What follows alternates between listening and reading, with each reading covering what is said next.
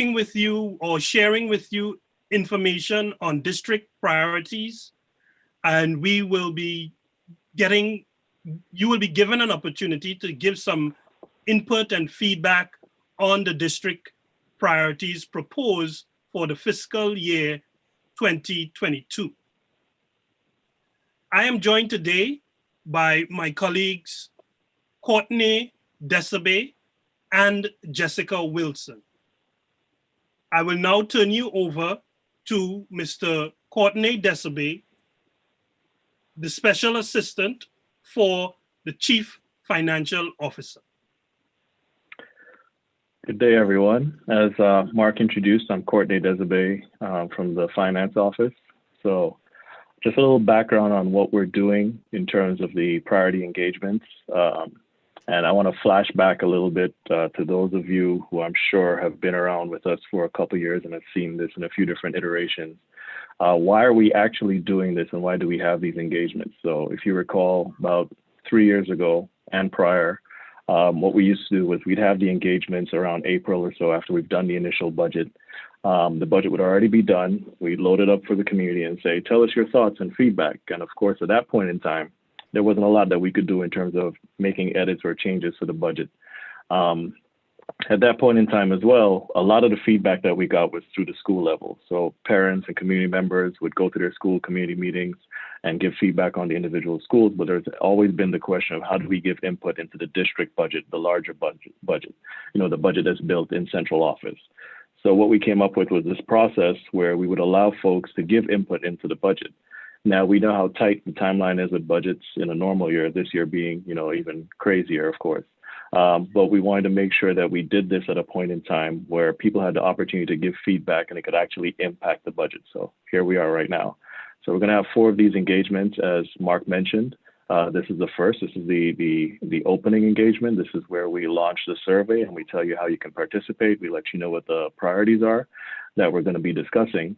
But I can't overemphasize how important this part of the process is. We know the sort of year that we've had. When we built the budget last year for fiscal year 21, at that time, we knew of COVID-19, but we had no idea what impact it would have on us as a district or on education or even on the budget that we were building. We didn't find that out to a greater degree until February and March. So when we had these engagements in December and January, last go around, we were still building a regular budget. So we got feedback like we did in the prior year. We showed in the final budget that was presented to the board how the feedback that was provided, the top 5 things that people voted on, how they were incorporated into the budget. Just like we had done the prior year, we drew, very straight lines from where these are the 5 things that people voted on, and here's exactly how we built it into the budget, kind of line by line. And then, of course, we got into the fiscal year, and the financial priorities were a lot different. The framework of how we had to spend dollars and the landscape were a lot different. We were in a more virtual environment. There were a lot of things that changed in terms of how we were going about business and budgeting that did not make what we had outlined viable anymore. So we're coming off of that, but there's something very important that we wanted to maintain going into this new budget cycle, even knowing that, we're still not out of the pandemic. Things are still up in the air for a lot of different things. At this point in time, we still don't know what the financial landscape is going to look like. Probably not till next week when we get the governor's budget. But we still wanted to maintain the integrity of having community engagement in the development of the budget. And you'll see that in the priorities that are listed out today when Jessica goes through them, that, they're taking into account where we are and who we are right now as a district and trying to budget appropriately for that. Trying to think through the challenges that we face, currently, not just what they've been historically, but also very much maintain the fact that we want to include community voice. We want to include student voice. We want to include family voice in the budget process. Despite the changes in the pandemic and everything else, that's something that we were not negotiating, or it was a non-negotiable. We didn't want to lose that. So there are a lot of places where, we have to make adjustments, but we definitely want to maintain what we've built in terms of getting some input and voice into the budget process and the priorities. And, as much as I would have appreciated being in person and doing these in person like we normally do, I think the fact that we are doing it in a virtual format actually does make it more accessible for more folks. Over the last 3 years, we've seen every year when we've done these engagements that the attendance has grown. So again, being in a virtual format this year and folks being able to access this, from home, without having to worry about childcare and transportation and weather and everything else, I think might help make it a little bit more accessible. So we're really excited about that. We're excited to see your input in the final surveys, which is where you're ultimately going to give your response. And we're just looking forward to your engagement through the process. A lot of you are advocates and have been a part of this with us, and helping us build it and change it and develop it over the years. So we're looking to continue that trend. So I'm going to start off by playing, I'm already talking for too long. I'm not a words guy, I'm a numbers guy. So I'm going to get into the video. We have our students, if you recall, who did this video for us explaining how the budget works. It's a fantastic video. It's short, like 3 minutes, and gives us the highlights of how the budgeting process works for the district. The video stars one of our former students and also was made by our students. So they did, a lot of the video editing and backgrounds and all the rest of that. So we're really very proud of the video. So I'm going to start off by playing that video for you. And then after that, we're going to take a few questions on the budget process specifically, if you have any of those before we move on to the priorities.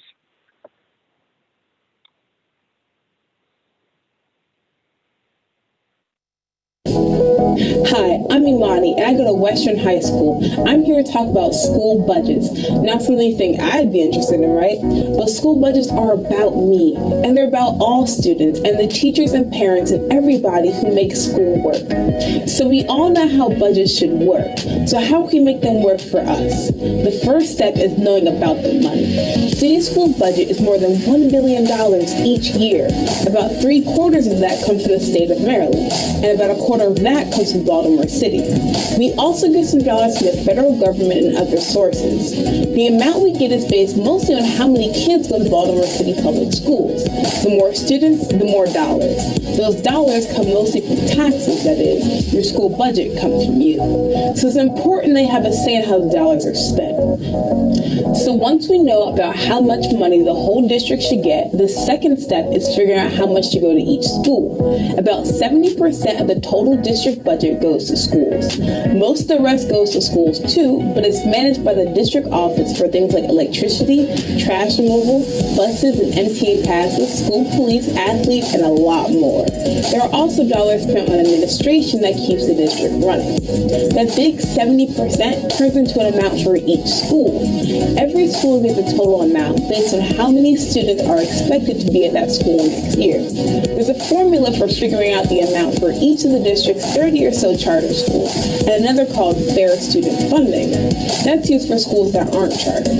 There are extra dollars depending on who the students are, like if they have disability or are gifted or if they're learning English. This year, the fair student funding formula started giving extra to schools that serve mostly low-income families. That's because these students can need extra support to do as well as kids who go to schools in neighborhoods that are better off and have more resources. The third step is the fun part. Once principals know how much money will be in their budget for the next year, they figure out what to spend it on. This is where I come in. Some money comes off the top to pay for principals, teachers for pre-K, and students learning English, career and technology education teachers, and some staff members who support students with disabilities. City schools call these locked positions because district policy and education law says schools are locked into having these people in schools. There are also additional unlocked dollars for staff members for special education based on individuals' needs of students in the school, and principals have to set aside money for this. But what's left over? This is where your principal needs to hear from you. Your school's budget priority meeting is your chance to tell your principal what's most important to you at school, to help him or her figure out how to spend those remaining dollars. So it's time to speak up. Your principal will also have a meeting to show you the school budget draft and the final submitted budget. So remember, it's your money and it's your school. Help make it work for you.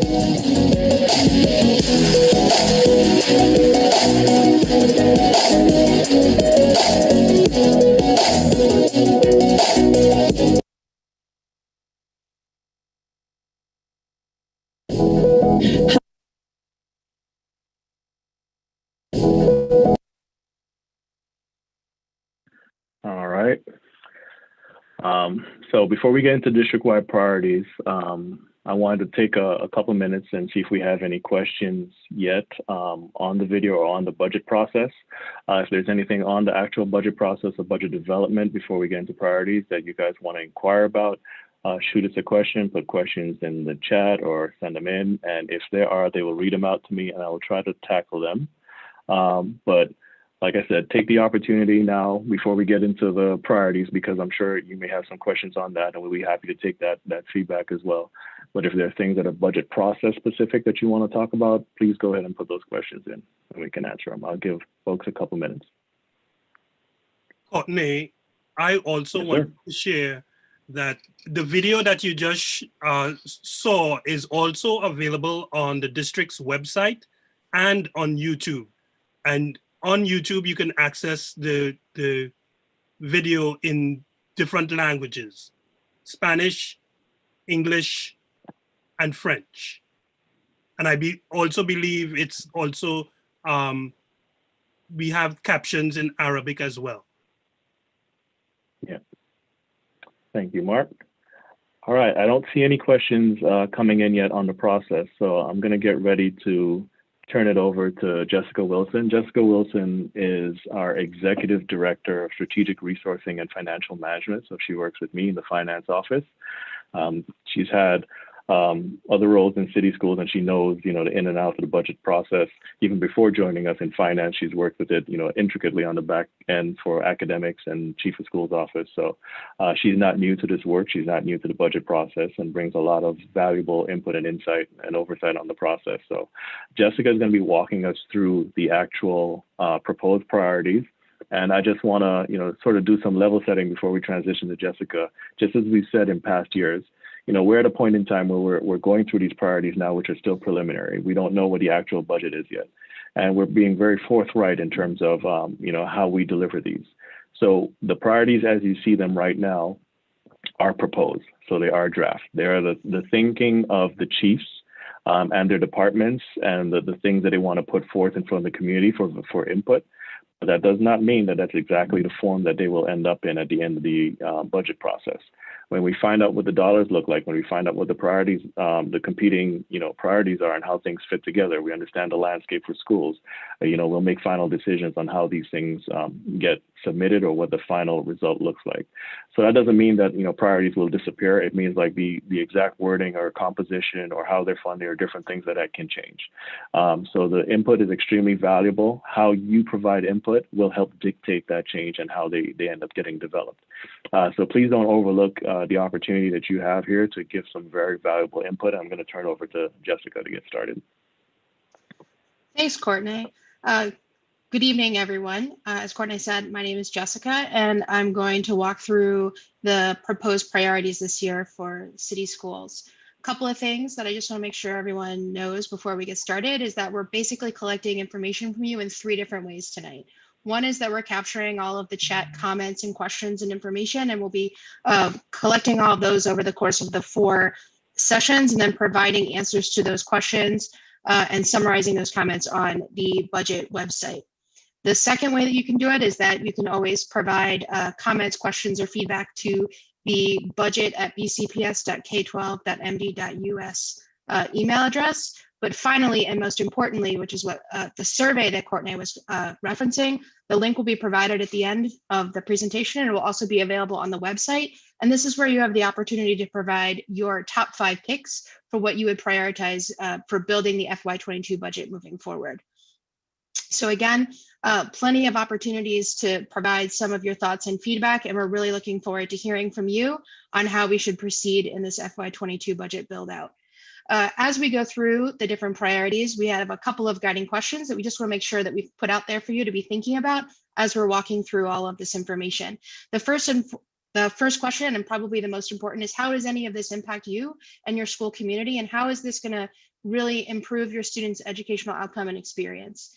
And finally, as we go through the slides, this is certainly not an exhaustive list of everything the district could ever think about it for prioritizing. It's a starting place, as Courtney said. So if you think about things that would add as a suggestions for additional priorities, there's an opportunity to provide that both in the survey as well as submitting it via the chat or also in an email to that budget email address. So with that, let's get rolling into the first bucket of priorities this year. So we've broken all of the priorities down into 4 buckets for kind of categorizing and thinking about how the priorities should be thought about. The first bucket is health and safety. This is one that we've had several years in the past as well. It's one of the ones that's always at the forefront, but this year it has a different feel to it based on the need to be responsive to the COVID-19 situation. So we really boiled that down to several priorities in this bucket. The first being school cleanliness. This is something that we've heard from previous opportunities for feedback from the community, that there's concerns around the level of cleaning, the disinfecting routine, and availability of things like hand soap and paper towels, and et cetera. So school cleanliness is one of those health and safety priorities that are proposed this year. COVID testing and symptom screening is another one in this category. We're really looking at ways to increase our capacity for being responsive to suspected cases of COVID-19 for testing, as well as how can we better improve the pre-screening process of answering those questions before entering any of our buildings or participating in activities. Next is personal protective equipment. These are all the masks, the face shields, gowns, gloves, those types of things that we've been utilizing in order to keep staff and students safe. And this is something that we're planning on. However, obviously, what is required is going to be somewhat dependent on how things roll out with vaccinations and updates to CDC guidance and health professional guidance. So this is one where we put it on the table as a proposal, but it's definitely something that we're going to be watching closely over the next few months to determine what is the appropriate response and planning for the next school year and the FY22 budget. Ventilation and air filtration upgrades is another one that's in this bucket.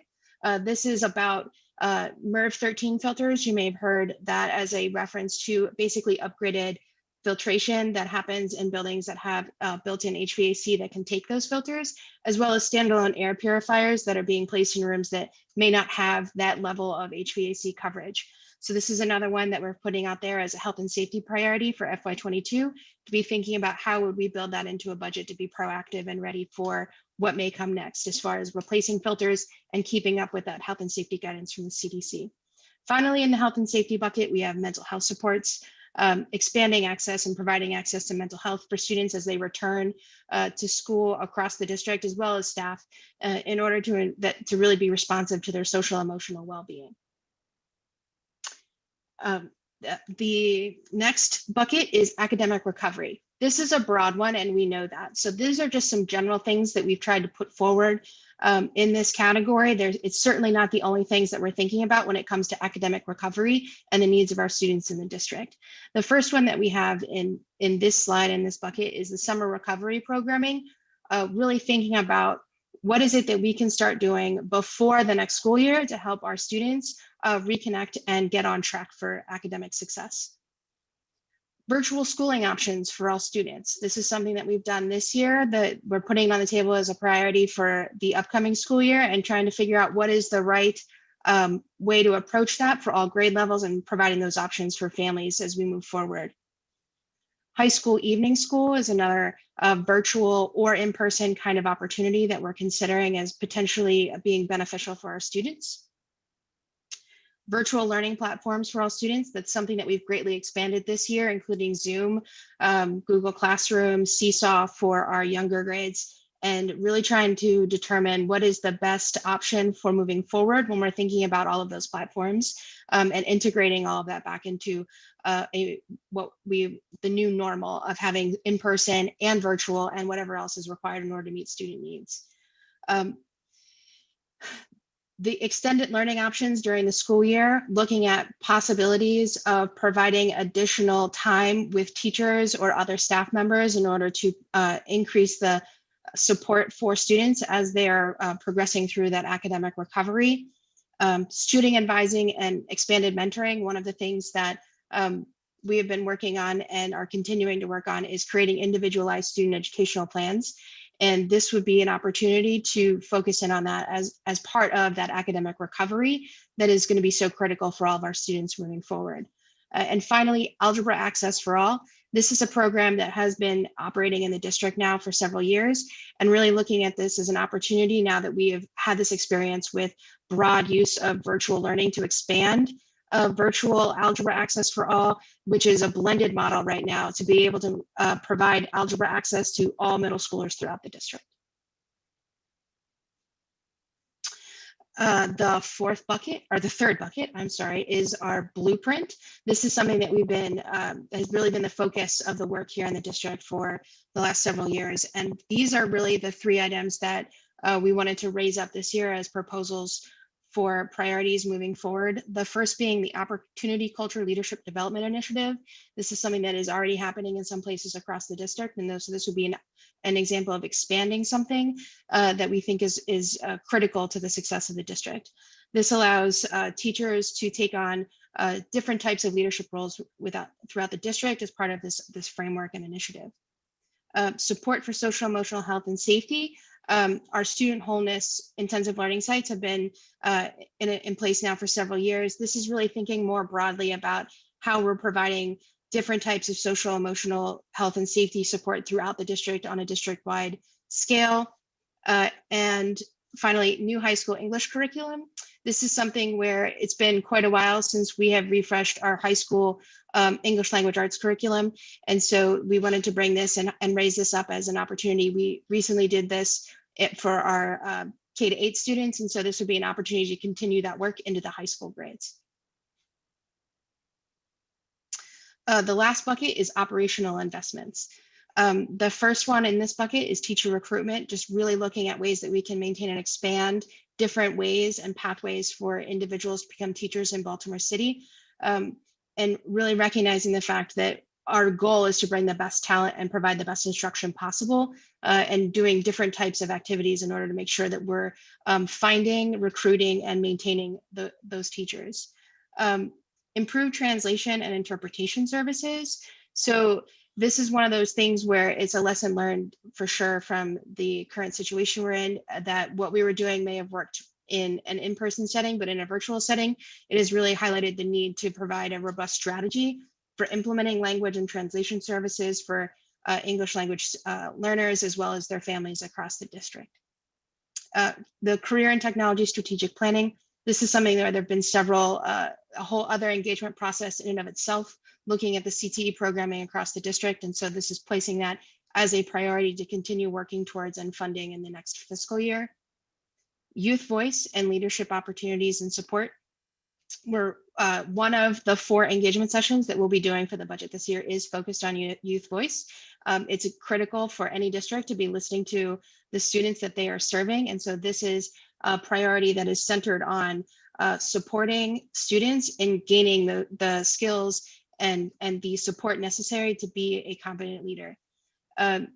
Enrollment choice and transfer process improvements. This is one where we just had an event, I believe last night, engaging the community around different things that we could be doing in this area. And this is placing that as a priority for the district in the upcoming year to really be focusing in on and continuing that work that office has already started to improve that process for families and students. Finally, expanded transportation capacity. One of the things that the district relies on right now is a wide variety of different contractors as well as individual BCPS employees to provide services for students. This is trying to expand our internal capacity in order to provide transportation services to students directly without having to use some of those outside contractors. All right, so we're going to pause and see if there are any questions in any of the Facebook or YouTube on anything that process-wise that we can answer this evening. So we do have one here from Facebook, and it says, what is the funds allocated to the district for special education students per pupil and then distributed to schools per pupil, like LRE A, B, and C?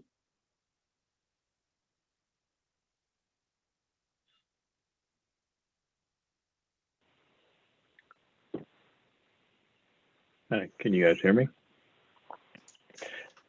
So the question on funds allocated, the best source, and we can share for individual fiscal years, but the best source, the state actually posts on their website the total allocations by category that we get in the funding formula.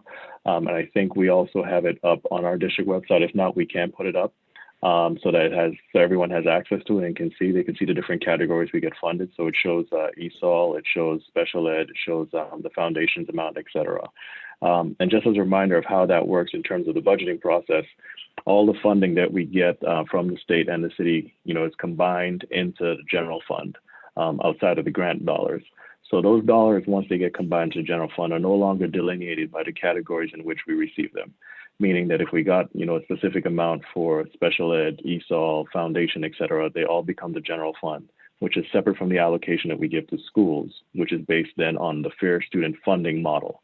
And that's something that we had discussed when we did the Fair Student Funding Model revamp 2 years ago, where we adjusted the weights for students and how those dollars are allocated based on, priorities for the district, which were essentially making sure that students in poverty were taken care of as higher need, that, dollars were allocated based on student need wherever the student went.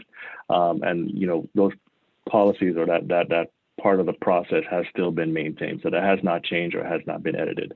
So the allocations for ESOL, special ed, those formulas are the same. There are no proposed changes to those formulas right now either as part of these priorities. So if there are any questions on the priorities that Jess mentioned or any thing on the budget process that we can help you with, again, you can put your questions into the chat. You can send your questions in on Facebook.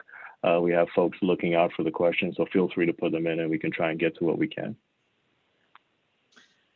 While we're waiting for some additional questions to come in, I just want to remind everyone that the priorities are, you can review them on the district website, as well as the survey link and the information around the email will also be available there as well. So if you can't think of something tonight, you can certainly reach out via the email address later on. And please take the time to fill out the survey, picking your top 5 priorities for the school year by February 3rd, so that it can be incorporated into all of the information that the district is using in order to make decisions about building the budget for the upcoming school year. Yeah. While we're waiting, to see if there are any other questions, one of the things I wanted to mention, and I think, at least to me, it goes without saying, we want everything on this list, right? I mean, this is the reality. Our students deserve everything on the list. So it's unfair to begin with that, we have to sort of, pick and choose or ask you to pick and choose which ones are your highest priority. And we know that and we acknowledge that. We know we're also in a situation of limited resources. So what we're asking here in terms of the exercise is that you look at this list of things that we know we would like to give our students everything on the list, but just to identify on this list the 5 things that you think, should be placed above the rest, that are, just ranking them in order, the 5 things that you think, should be held above. And if we have the dollars that we can allocate to for those things before getting to the rest of the things which we know our students need and deserve. So while we're waiting for questions, just want to remind everyone that the website is baltimorecityschools.org. And if you do the /budget, you'll get right to the page. Otherwise, you can also just put budget in the search and you'll find the page where all the information is provided.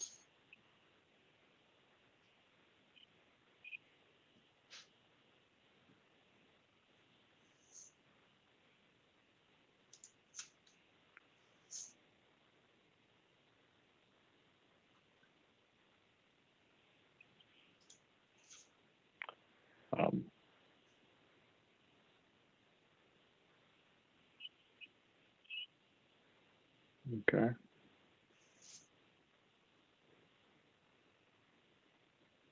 Well, while we're waiting for folks and to give folks a few more minutes, I think we all know and aware of the challenges, and we're taking that into account with building the budget this year.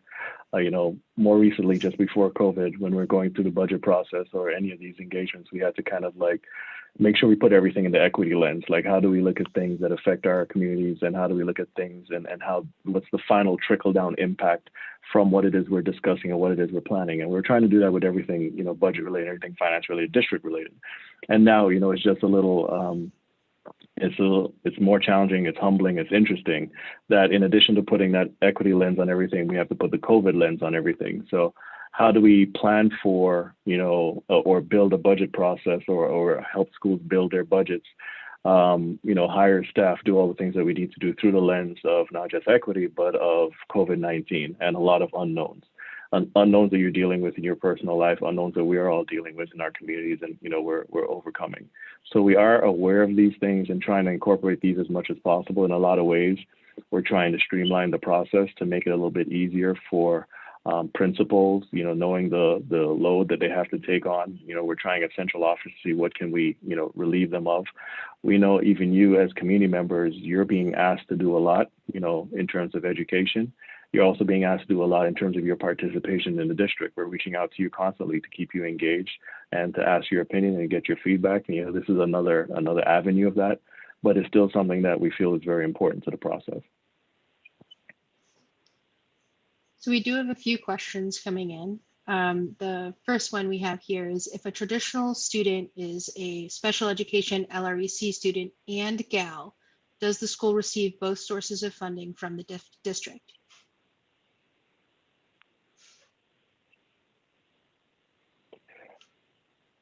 The district is not funded independently for GAL, if that's what I'm trying to get through the base of the question. I think what they're asking is, if a student is twice exceptional, do they receive the funding for both the special education service as well as any GAL weights that may be associated in our Fair Student funding? All right, and in the Fair Student funding model, just as a reminder, we updated the model, like I said, a while back. So it used to be where you had, basic or advanced. So we've changed that, and there is a weight specifically for gifted and talented, which is completely independent for the weights for special ed. So yes, if a student, falls into both categories, the funding that the individual school receives, which again, to be clear, it's different from how we receive funding as a district, but in terms of how we fund the schools and the individual students, the student would be funded for those different categories separately. So we have another question that's similar to that asks, the district receives Title I special education and high-risk dropout for high school students. Will the school receive all three sources for that student? Does any school receive more than one source of funding from the district? I think that is very similar in that the way that we approach Fair Student funding is about the unique attributes of individual students at a school. And so for any of the Fair Student funding weights, the school was going to receive a total allocation for a student based on all of the different areas in which that student qualifies for funding. So the individual per pupil for a student is going to be based entirely on that student.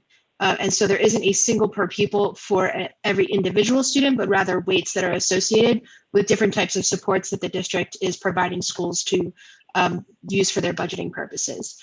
Title I is a federal program, and so the rules around the per pupil for that are a little bit different from the Fair Student funding, because there are regulations that from the federal government and the state that we use in order to determine the per pupil allocations for that grant funding.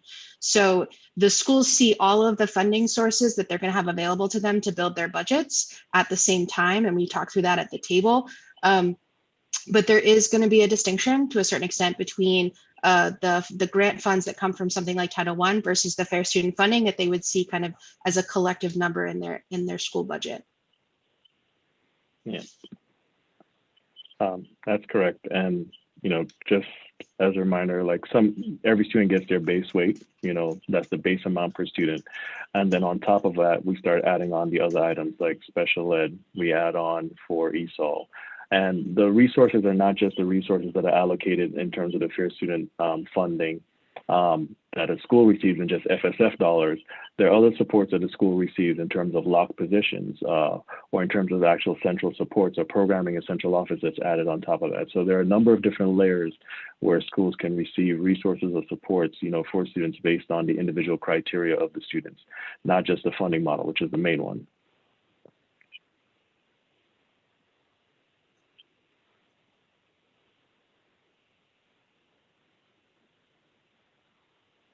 So while we're waiting for additional questions to come in, we just also want to promote the opportunity that you have to weigh in at the school level as well. And so please be checking with your principal and on your school websites about when the individual school meetings are occurring in order to provide input at the school level as well.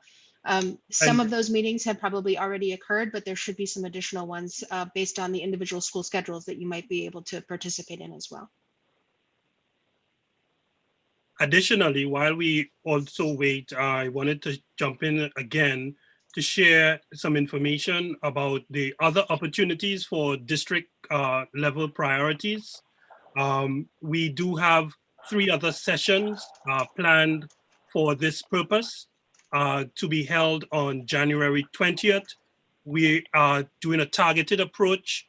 We will be working doing this session targeted to our community partners.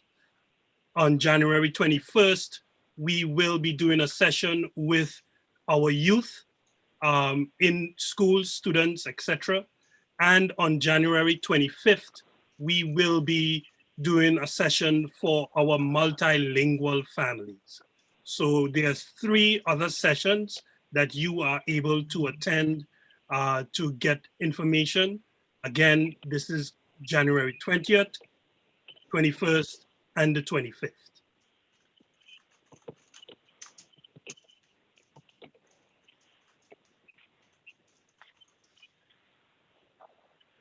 So this is the initial step and the first engagement meeting that we're having here on the budget priorities. We really just want to stress that it is important that we hear from you directly about what those top 5 priorities are, as well as any other additional suggestions or comments that you want considered as part of the FY22 budget process. Mark outlined the 3 other meetings that are coming up in the next week or so that are all additional opportunities for you to participate and plug in. And the really key part of this is really thinking critically about how these would impact you, your students, and your community, and providing that feedback both at the district level and also plugging into that school-based process. We're going to be moving fairly quickly, as Courtney said, but it's really important that we hear from you by February 3rd so that we can make sure that we have all of that information to be part of the consideration process as we build out that budget.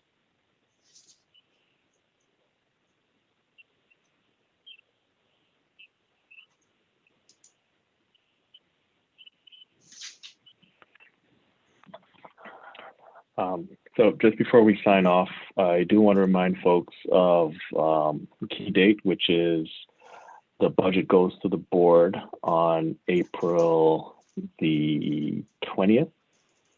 So April 20th is when we present the preliminary budget to the board, and then the board votes on that budget on May 5th.